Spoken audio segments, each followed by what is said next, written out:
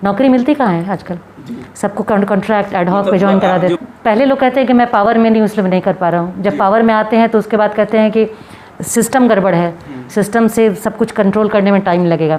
तो दिक्कत कहाँ है ये तो हम खुद नहीं समझ पा रहे हैं। प्लान्स तो बहुत है और प्लान्स पे काम करने की ज़रूरत है, और ऐसा नहीं है कि जो लोग अभी पावर में उनको प्लान्स नहीं है। जल जमाव के बाद सबसे बड़ा इंपॉर्टेंट जो है वो है ट्रैफिक का रेगुलेशन नहीं है।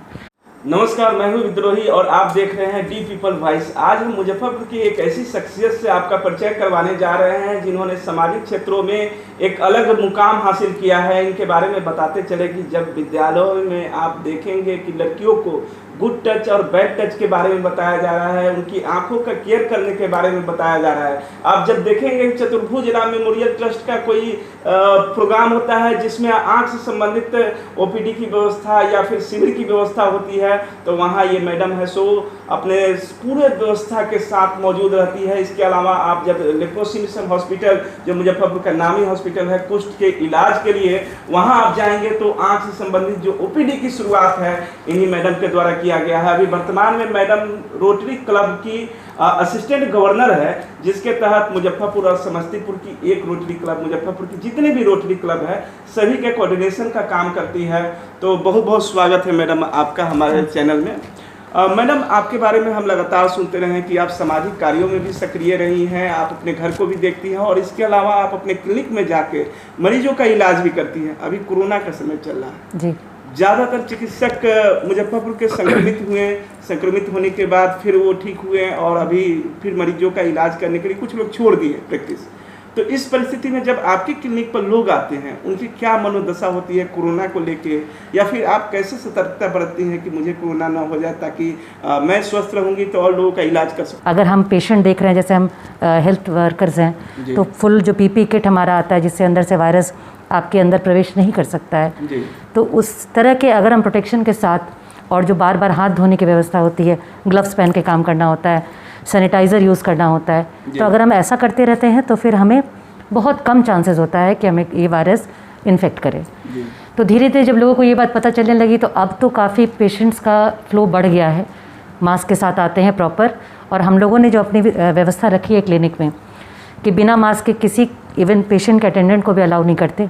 टेम्परेचर चेक होता है, सिम्टम्स की बात की जाती है, आपको लक्षण क्या है क्या नहीं देखा जाता है, उनकी हिस्ट्री ली जाती है, कहीं वो बाहर से तो नहीं आए, ऐसे क्षेत्र से तो नहीं आए जहाँ कोरोना भी है, और फिर उनको हम लोग सोशल डिस्टेंसिंग के साथ बिठाते हैं।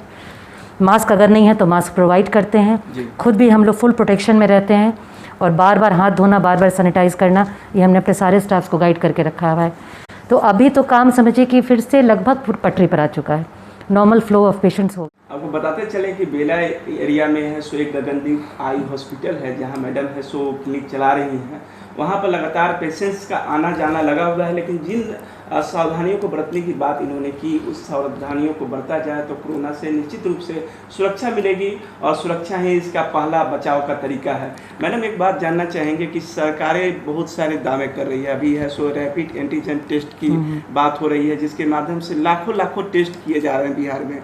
पहले हो रहा था कि 2000-3000 हो रहा था टेस्ट का, रिपोर्ट एक सप्ताह में आ रहा था। अभी ये जो रैपिड टेस्ट है इससे है सो 2-3 घंटे में रिपोर्ट आ जाता है। और कई लोगों का कहना है, पहले ICMR वगैरह भी कह रही थी कि रैपिड टेस्ट नकली आ गया है, ये आ गया। तो एक हमारे जैसे पत्रकार के अंदर में शंका होती है कि क्या इसका रिपोर्ट विश्वसनीय है जो सरकार इतनी तेजी से कर रही है? कहीं चुनाव को लेकर तो ऐसा कुछ नहीं हो रहा है?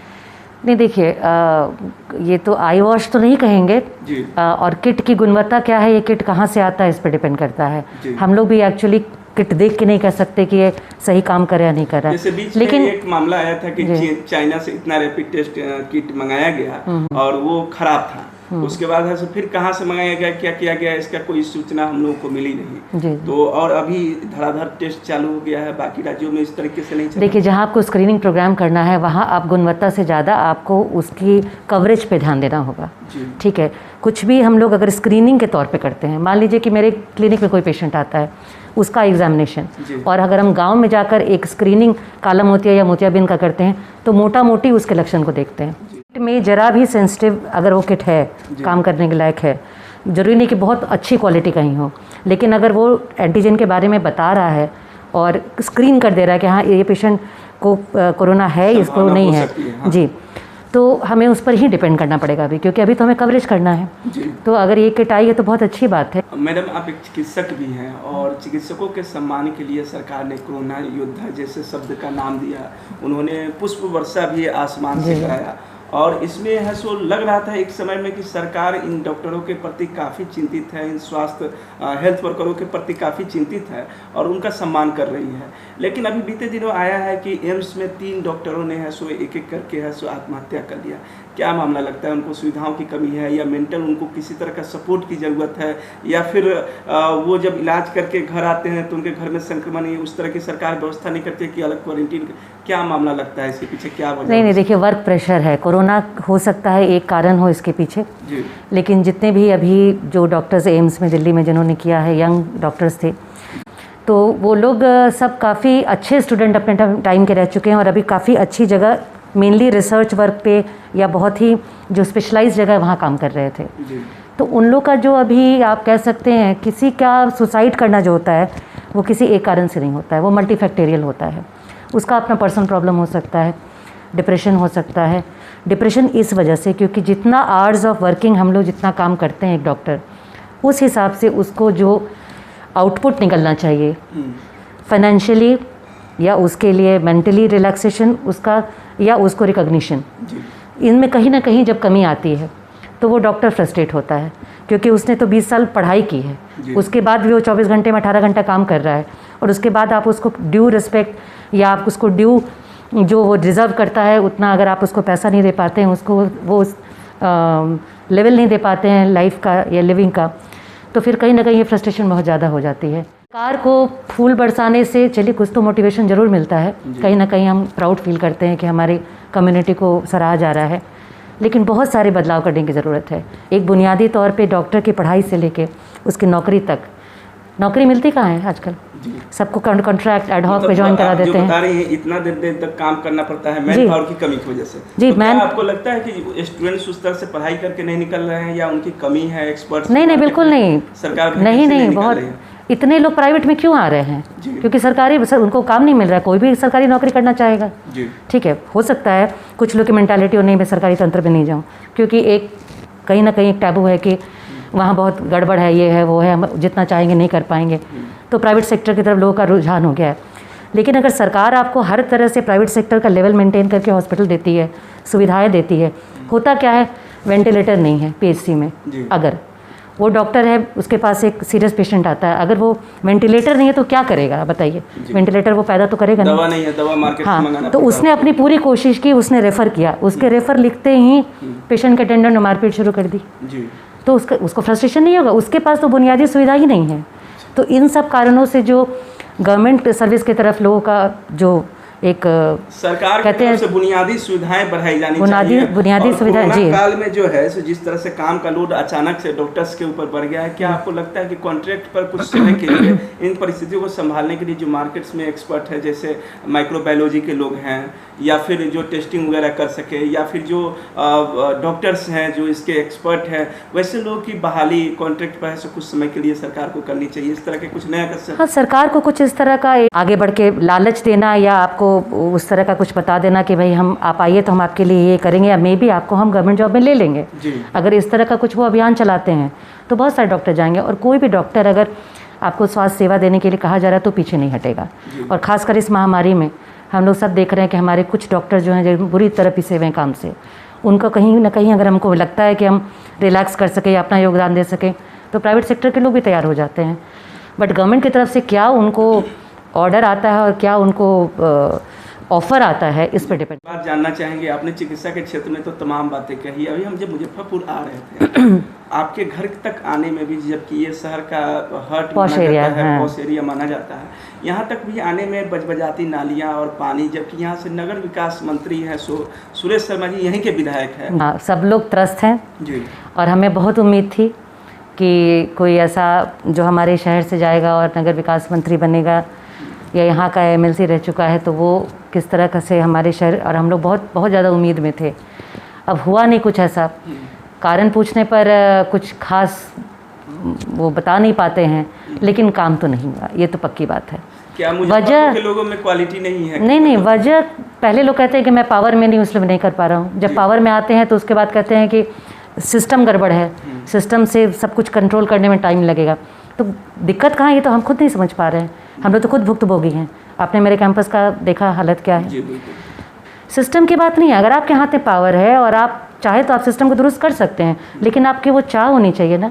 मोती झील में जाके देखिए तो व्यापारियों का इतना लॉस होता है सालों साल। सूतापट्टी में जाके देखिए वही हाल है। तो इतना उद्योग होते हुए मुजफ्फरपुर में और इतना सब कुछ होते हुए भी चूँकि इंफ्रास्ट्रक्चर इतना ख़राब है तो हर बार व्यापारी लॉस में जाते हैं। बाकी छोटे छोटे जितने ये रोज़गार वाले लोग हैं वो लोग पानी की वजह से कहीं ना अपना खोमचा नहीं लगा पाते, सब्जी वाले अपना बैठ नहीं सकते।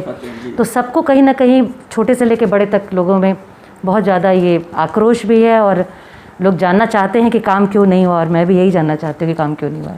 जल जमाव तो एक समस्या है, आप बता रही हैं कि भाई काम क्यों नहीं हुआ ये वर्तमान जनपद। और क्या क्या समस्याएं हैं मुजफ्फरपुर की जो आपको लगता है कि मुजफ्फरपुर की बहुत सारी समस्याएं हैं। जल जमाव के बाद सबसे बड़ा इम्पोर्टेंट जो है वो है ट्रैफिक का रेगुलेशन नहीं है।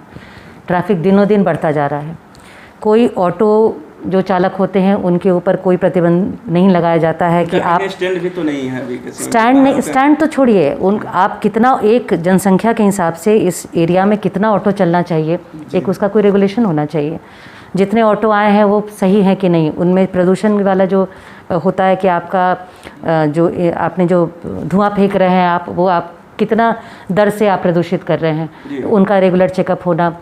या फिर जैसे अभी कुछ तो बैटरी ऑपरेटेड आई हैं ऑटो हमारे शहर में, तो वो सब अच्छे हैं। तो इस तरह से वो चेंज करना। तो ट्रैफिक के साथ अतिक्रमण जुड़ा हुआ है। जो रोड्स हैं जो एक्चुअली जो उनका बेसिक मैप्स है उस हिसाब से अगर रहे तो फिर भी ट्रैफिक का प्रॉब्लम बहुत कम हो जाएगा। लेकिन हर जगह अतिक्रमण, जहाँ देखे लोग अपना बढ़ा के दुकान, अपने छोटी छोटी गुमटियाँ लगा के, और एक नया बाज़ार बन जाता है, एक सब्जी मार्केट, एक फल मार्केट, और प्रशासन कुछ नहीं करता।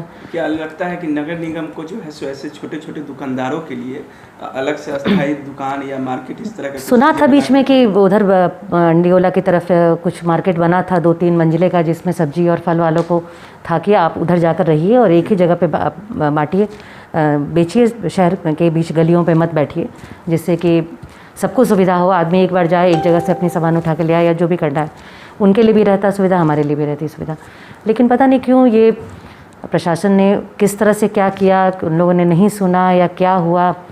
मुद्दा जो होता है, कुछ उठता है तो उसको काटने वाले भी 4 लोग चले आते हैं हिमायती बनकर कि हम गरीबों के हिमायती हैं। ये नहीं सोचते कि आप केवल उनकी गरीबी की बात करके मजाक बना के चले जाते हैं, उनको स्थायी सोल्यूशन तो देते ही नहीं।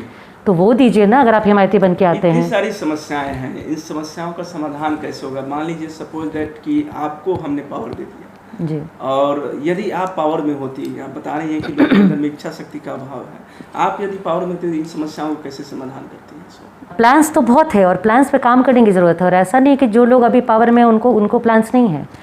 नागरिक भी हर तरह से उनको आइडियाज़ बताते हैं, प्लान देते हैं। जो लोग थोड़े इंटेलेक्चुअल हैं वो लोग बताते हैं सरकार को कि हमारे शहर की ये समस्या आप ऐसे दूर कर सकते हैं। ऐसे बहुत सारे मेल जाते हैं गवर्नमेंट को, उस पर ध्यान देने की ज़रूरत है, उस पर इम्प्लीमेंट करने की ज़रूरत है। तो ऐसे सुझाव अगर मेरे पास आएंगे, अगर मैं कुछ कर सकूँगी तो डेफिनेटली मैं देखूँगी कि यहाँ के लोकल लोगों ने कैसे कैसे उस प्लान को बनाया है कि आप ऐसे कीजिए तो यहाँ से ये सुविधा या ये समस्या दूर हो जाएगी। उस पर एक्ट करेंगे हम लोग। अभी तो चूँकि ऐसा मेरा कोई भी सिस्टम नहीं है कि मैं बैठ के उस पर प्लान करूं, लेकिन हाँ, जब समस्या है तो समाधान तो ज़रूर है हर समस्या का। और अगर बैठ के उस पर विचार किया जाए तो समाधान निकलेगा। ज़रूरत है, वही आपने बोला, इच्छा शक्ति की, काम करने की और समय देने की अपने शहर को। केवल अपना विकास करने से नहीं होगा। बहुत अच्छी बात बताई मैडम ने कि ज़रूरत है शहर को समय देने की। अगर आपके अंदर में इच्छा नहीं है तो हर समाधान का समस्या है, अगर इच्छा शक्ति है तो हर समस्या का समाधान है। इन्होंने यह भी बताया कि अगर इनको पावर मिलता है, अगर ये पावर में रहती है तो उस समय में यहाँ के नागरिकों से ईमेल के माध्यम से या किसी पोर्टल के माध्यम से सुझाव मंगवाएगी और उस सुझाव के आधार पर यहाँ की समस्याओं से निजात पाने के लिए है सो एक्ट करने का काम करेगी। इसी तरह की खबरों के लिए बने रहें डी पीपल वॉइस के साथ। अगर हमारा वीडियो आप फेसबुक पेज पर देख रहे हैं तो पेज को लाइक करना और वीडियो को शेयर करना ना भूलें। यूट्यूब पर देख रहे हैं तो लाल सब्सक्राइब बटन होगा, उसको दबाना ना भूलें। धन्यवाद।